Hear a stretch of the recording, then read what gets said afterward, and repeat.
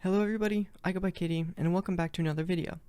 Today, I'm going to be walking you through the process of transforming your generic Minecraft builds into rustic, rundown, abandoned style houses.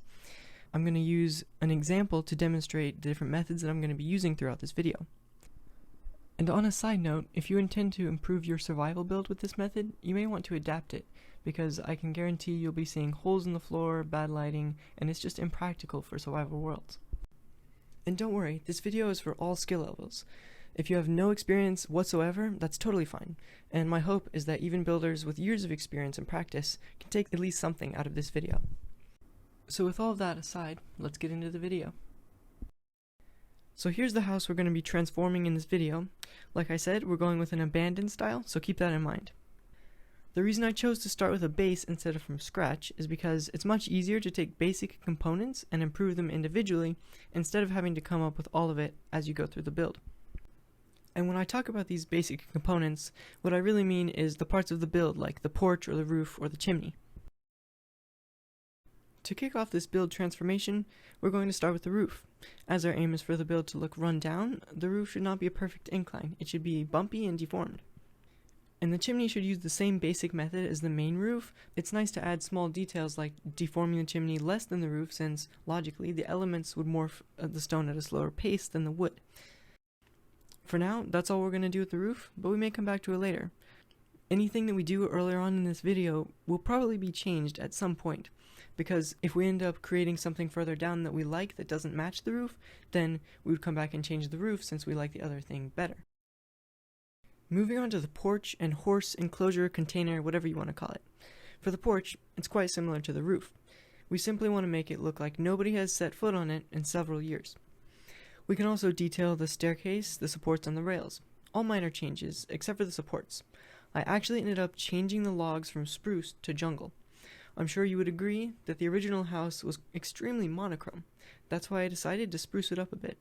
Or spruce it down. Your choice. Now, onto the mini horse stable. This one was one of the hardest parts of the entire build.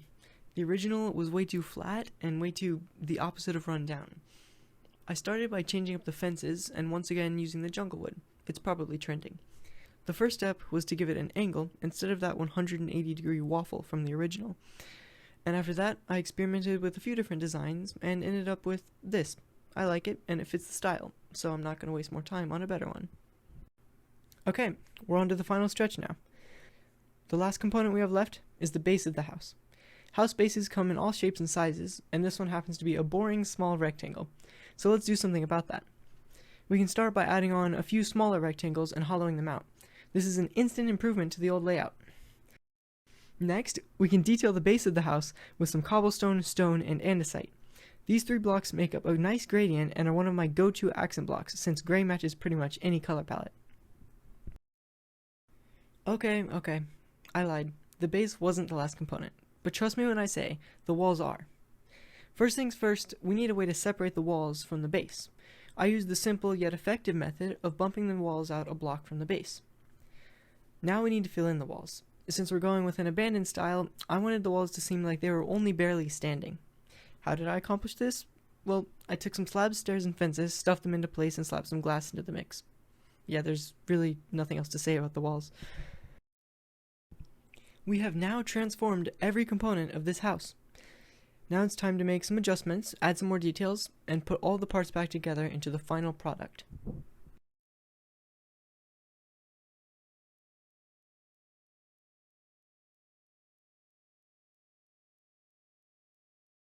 And after all of our hard work, we've arrived at the moment of truth, the climax, the point of completion.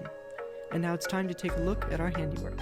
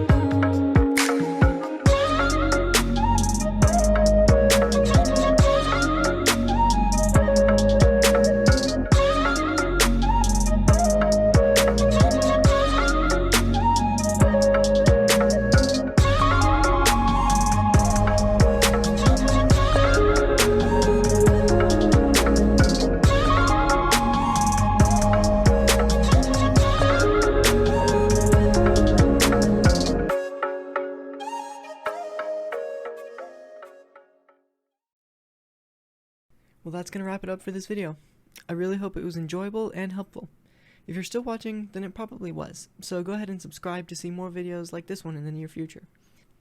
Also, feel free to comment on what kind of tutorial I should do next. But that's all from me, and I'll see you in the next video.